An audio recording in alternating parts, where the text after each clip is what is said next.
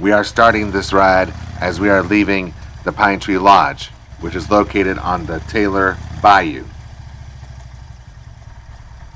Eastern woodland birds of the piney woods enjoy this bayou. Taylor Bayou is riparian woodland bordering a stream. Birds along main rights of way only, as bordering property is private.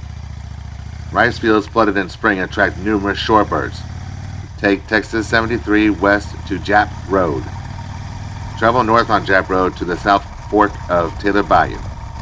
This area may draw swallow-tailed kites, northern parulas, yellow-throated prothonotary, and swansons, Kentucky and hooded warblers.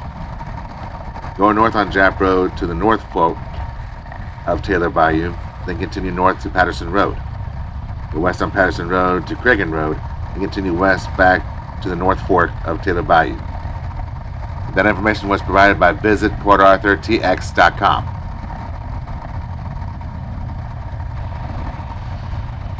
From the Texas Parks and Wildlife Department website. Taylor Bayou is formed at the confluence of its north and south forks in central Jefferson County and flows eastward to the Gulf Intercoastal Waterway, GIWW. Taylor Bayou is the major drainage for Jefferson County. The bayou and the riparian woodlands that border the stream represent an isolated sliver of the big thicket that extends towards the coast. Taylor Bayou and its forks were channelized in the early 1900s to provide deep draft channels to Beaumont and Port Arthur. The bayou and its forks are bordered by extensive palustrian wetlands, although much of these habitats have been fragmented and altered for farming activities. The ecological significant stream segment is from the confluence of the Gulf Intercoastal Waterway upstream to and including the North and South Forks and Mayhaw Bayou in Jefferson County.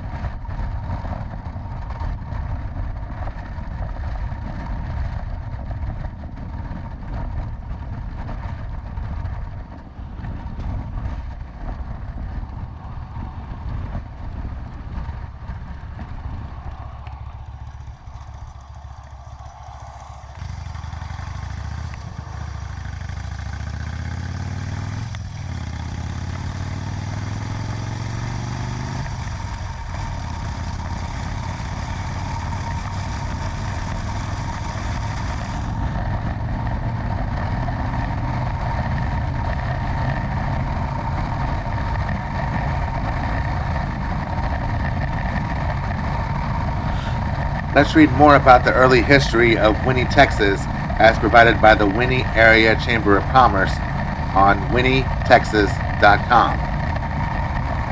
In the year of 1894, the eastern section of Chambers County was opened by the state of Texas to those people who would be interested in settling the land by homestead grant of 640 acres of land. This grant could be claimed by living on the land continually for a period of 3 years in order to prove claim and by paying $1,200 to the state of Texas, either in full or by a time payment plan of $50 a year interest on the principal until such time as one could liquidate the indebtedness. A good title and abstract was available to anyone who met these requirements. This offer brought home seekers and early settlers. Some of them proved their claims to the land, but others did not like pioneering with its hardships and diseases. which were prevalent at the time. Mosquitoes were plentiful, and many people died of yellow fever and other diseases. Anthrax killed their cattle, and then came the big snowstorm of 1895, which dealt a devastating blow. This snowstorm was an unusual condition in an otherwise balmy Southland. Some of the early pioneers braved these hardships and prospered. Other sections of the state were watching this progress, slow as it seemed. Finally, the Gulf and Interstate Railway Company, now the Santa Fe Railroad, made a survey and agreed that it was wise to give an outlet by rail transportation to the Gulf Coast.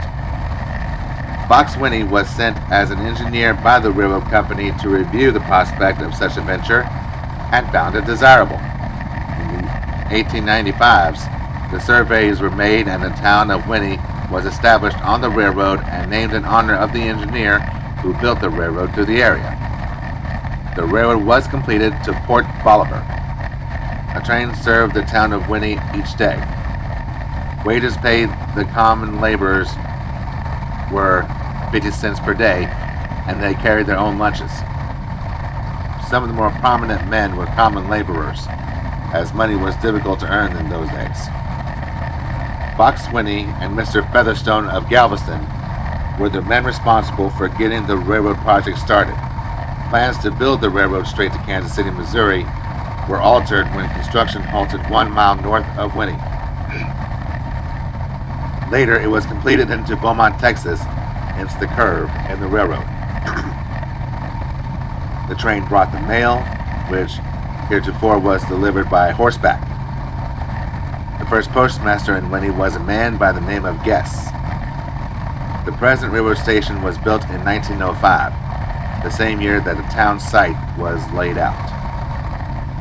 Some of the very early settlers of Winnie were William Creels, who owned and operated a hotel boarding house located on the present Main Street.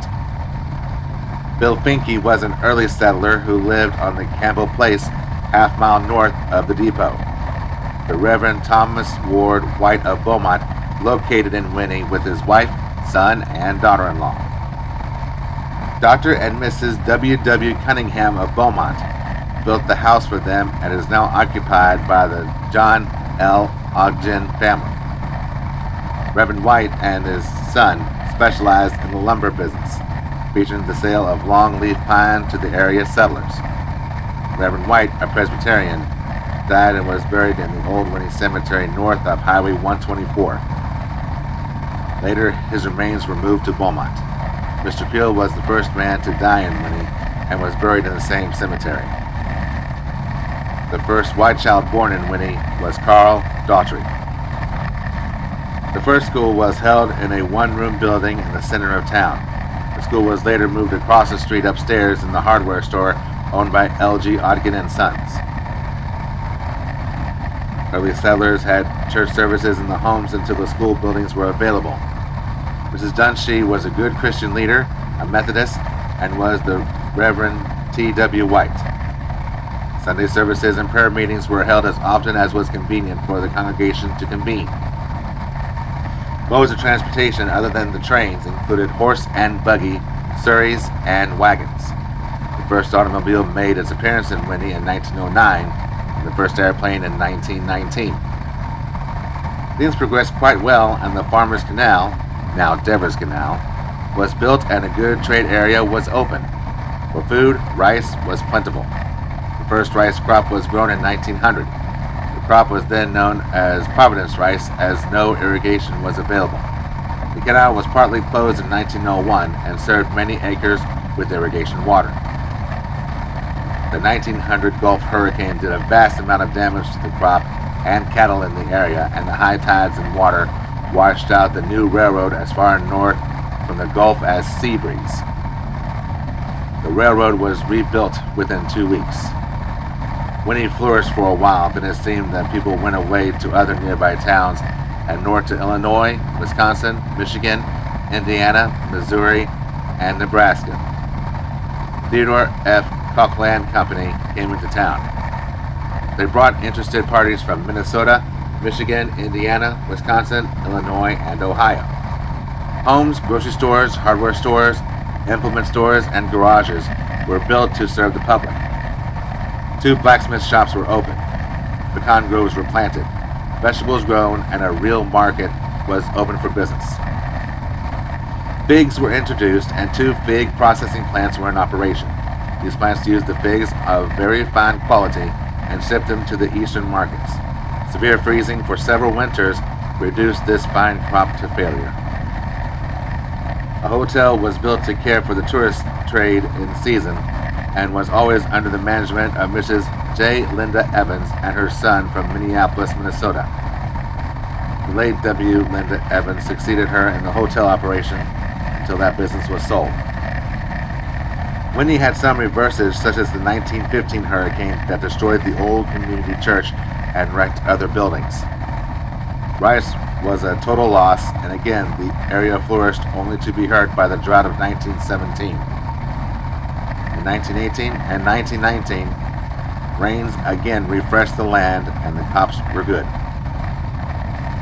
The World War I years of 1914 through 1918 left a mark of inflation, followed by 10 years of the Depression. Oil drilling in the nearby Double Gum and White's Ranch were the first oil operations to bring men with their payrolls to Winnie. At present, oil discoveries and activities added much to the great resources we enjoy. School consolidation, new churches, new homes, new banks, and the modern highway system connecting Winnie with 4 fast-growing major southern cities are all great assets to the community.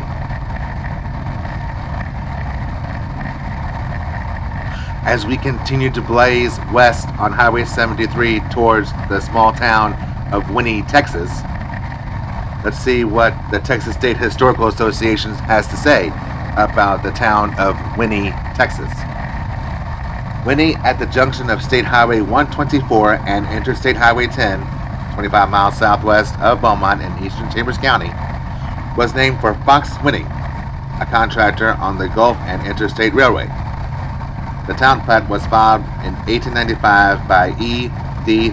Normandy and L. P. Featherstone, President and Secretary, respectively, of the GNI, after the line's completion. A post office was secured the same year. The Hankimer Stoll Canal Company started construction of ditches in 1899 and helped to open the Winnie Stoll area to farming. F. W. Schwitman of Winnie was one of the principal organizers of the company. The Winnie and Loan Improvement Company took charge of developing interest in Winnie, attempting to sell small lots to prospective settlers. Growth proved slow, however, and the company was dissolved in 1911. A devastating hurricane and severe declines in post-World War I rice prices impaired local agriculture, which depended heavily on the rice and cattle industries. Efforts to develop fruits and vegetables in the region also proved unsuccessful. The exception to this was the fig industry, which was successful in the Winnie Stoll area during the early 1900s. Several fig processing plants were built in the area, but the industry died out around 1920. Poor drainage, a lack of roads, and the somewhat undependable service of the GI line kept the community largely isolated during the 1920s, when the population stood at 200. In 1926, the arrival of a German seismographic crew in search of oil in the Winnie Stoll area foreshadowed change. The Stoll oil field was discovered north and east of Winnie in 1941. Prominent oil man Glenn H. McCarthy developed the area fields and established a large gas plant east of town. By the early 1960s, Winnie had over 1,100 residents. The population grew rapidly with new oil and gas explorations and the construction of Interstate Highway 10. By 1980, the population was estimated at 2,500. Although the oil glut of the mid-1980s severely hurt the region's economy, Winnie remained the largest community in Chambers County. The county maintained a variety of offices there. In 1931, the East Chambers County Consolidated School District was organized, when the Winnie and Stoll schools were consolidated. The school district is one of only 3 in Chambers County. The Winnie Depot was given to the East Chambers Agricultural and Historical Society. Winnie was also the home of the Gulf Coast News and the Winnie Chronicle, and with neighboring Stoll, was co-hosted the annual Texas Rice Festival since 1970. In 1990, the population of Winnie was at 2,238. The population reached 2,914 in 2000.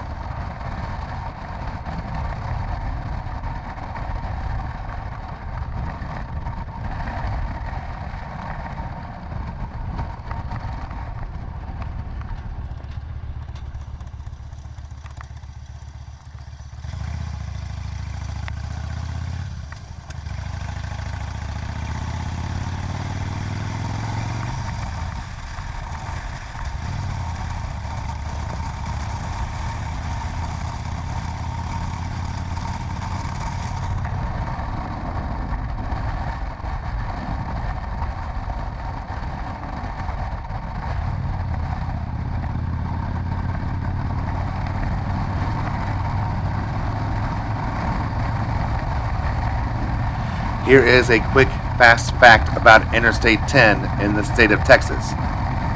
Did you know that on Interstate 10, between San Antonio and El Paso, sections of the highway have a posted speed limit of 85 miles per hour? That is the fastest speed limit sign marking in the entire nation. Interstate 10s run from Santa Monica, California to Jacksonville, Florida, covering 2,460 miles, and 879 of those miles goes through Texas, making it the longest untolled highway in the nation.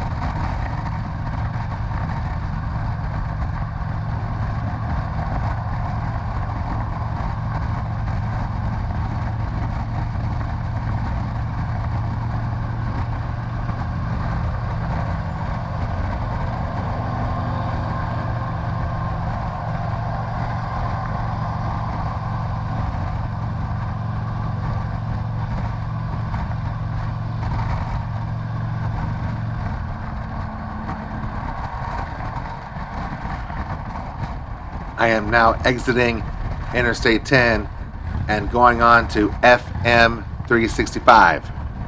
FM stands for Farm to Market Road. If you didn't know, the Farm to Market Road system is the largest secondary highway system in the United States. Established in Texas through legislation in 1949, Farm to Market roads exist as secondary state highway transportation systems connecting rural or agricultural areas to towns and city centers.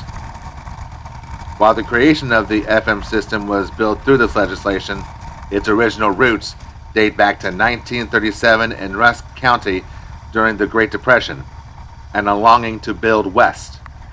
Born from a desire to connect its sprawling metropolises, ranches, farms, and railroad hubs, the farm-to-market system has become an integral part of many Texans' daily commute.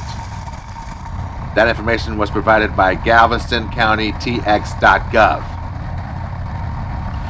We are now entering the small town of Finette, Texas. Here's what the Texas State Historical Association has on Finette, Texas.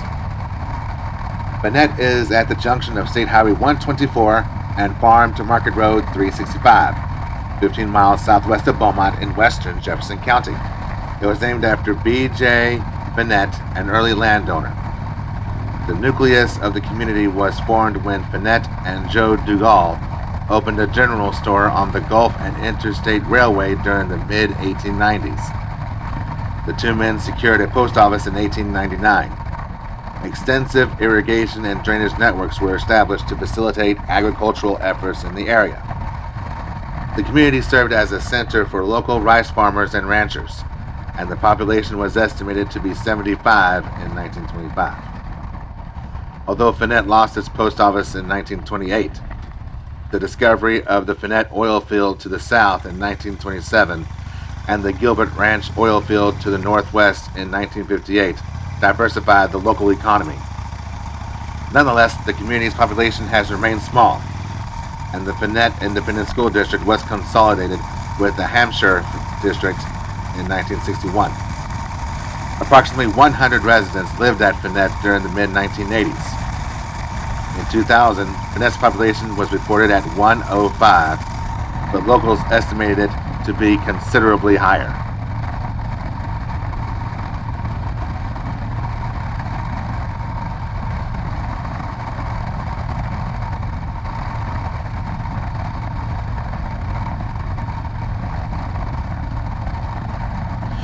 Here's some more information on the Farm to Market Road system from GalvestonCountyTX.gov. Farm to Market roads are usually of high quality, with one lane traveling in either direction.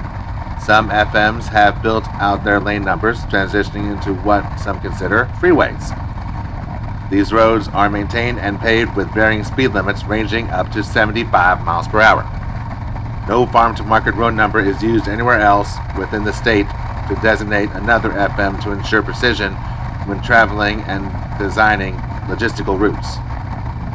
Though FM numbers never repeat, at one point in time they could run into or transition into their urban road counterparts, which will hold the same route number. These urban roads, or URs, were an effort in 1995 to rename designated FM roads in locations which had outgrown their historical nomenclature. However, this work was eventually halted as state residents argued the term farm to market better fit Texas's identity, and the cost associated with changing the signage was not justified. Though TxDOT quickly abandoned renaming FMs, some roads have already been changed to the UR designation, with new roads in urban areas being designated URs once construction completed. On November 15, 2018, TxDOT repealed all 251 UR designations and transitioned them back to their original FM designation. New UR roads were also switched to the FM road designation by the department, despite never actually being farm-to-market roads. Today, Texas's secondary road designation consists of only farm-to-markets and ranch-to-markets. These ranch-to-markets are similar to FMs, with the abbreviation of RM and ranch road spelled out in the signage. Though the Texas system of farm to markets is unique to the state, a number of other states employ a similar system with a few minor changes. For instance, the bordering state of Louisiana consists of FMs based on the ABC system, which designates farm to markets as C routes. Iowa also employs a nearly identical system to Texas, but with their local county governments put in charge of its maintenance. Missouri employs a farm to market system that resembles a mix of Louisiana and Texas, but are called supplemental routes and use a double lettering system instead of a single one like Louisiana. The system has expanded so rapidly that it is now the largest secondary highway system in the country, more than doubling the pace of the next largest system. In total, 3,550 routes are designated within the farm to market system, of which 3,370 are FM and 180 being RM. Thanks in part to this ever-expanding highway system, Texas is home to more road signs than any other state. Over 500,000 to be precise.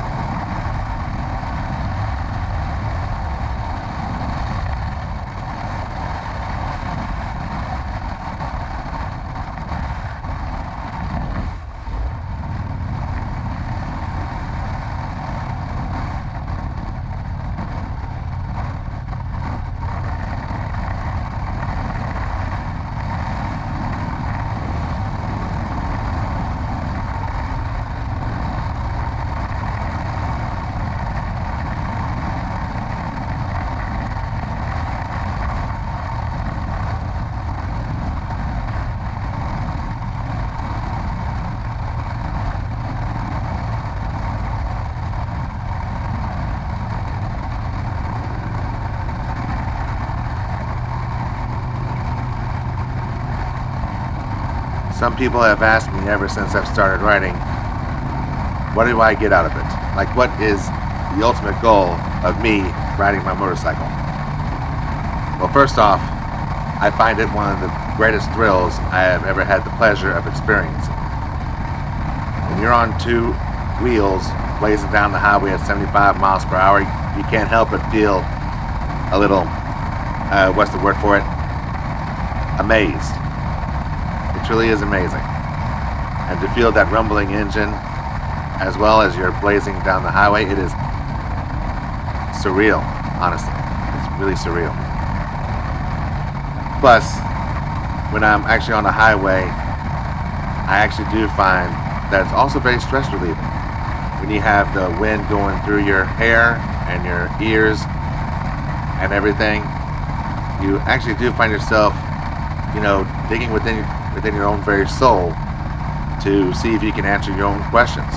You kind of forget the trials and stresses of life for a minute, and you just relax and you think about you, what you want, and what makes you truly happy in life. And to me, that is the ultimate reason I ride. It is one of the greatest stress releases I have ever, and I mean ever, encountered in my life. In addition, I also find that, the carefree, go-at-it attitude of many riders, or that many riders exude. Bear in mind, I've talked to a lot of riders in my time. I've talked to a lot of riders in the last few years, and they all say that, forget everything, let's just ride. And I understand why. Forget everything in life for a minute, just get on your two wheels and just ride. Leave everything behind and just enjoy the ride. And after embracing that for a few years now, I understand why. Just get on two wheels and ride, and when you're starting to feel it, and after you get used to it, after you get used to riding with the two wheels, which, may be really quick for some people and maybe not so quick for other people. It just depends on who you are. But when you get used to the great sensation of blazing along a highway or a dirt road on two wheels, you really do start to feel like you're starting to understand yourself a little bit more. And after all, if your soul is not at peace, then what are you doing? You gotta always find ways to make sure that you are humble with yourself and that you have found peace with your soul. And that's why I also think, and I have nothing against doctors, I have nothing against psychiatrists or anything like that. They're all really smart, really brilliant people, and I admire them for having the smarts to help people with fixing their bodies and their minds and their souls. But I honestly think that riding a motorcycle can be a lot cheaper, and it can heal so much more of your mind and soul. So yeah, therapy may be expensive, but getting wind in your hair is just cheaper. It's a lot cheaper. But that's just my take on it. That's just my philosophy. If you have a different outlook on it, then by all means sound off. Maybe we can talk a bit more, and we can just talk about riding more. In the meantime, I hope you enjoyed this ride through Southeast Texas and beyond. Thank you. Take care. God bless you. Ride safe. And most importantly, like life, enjoy the ride.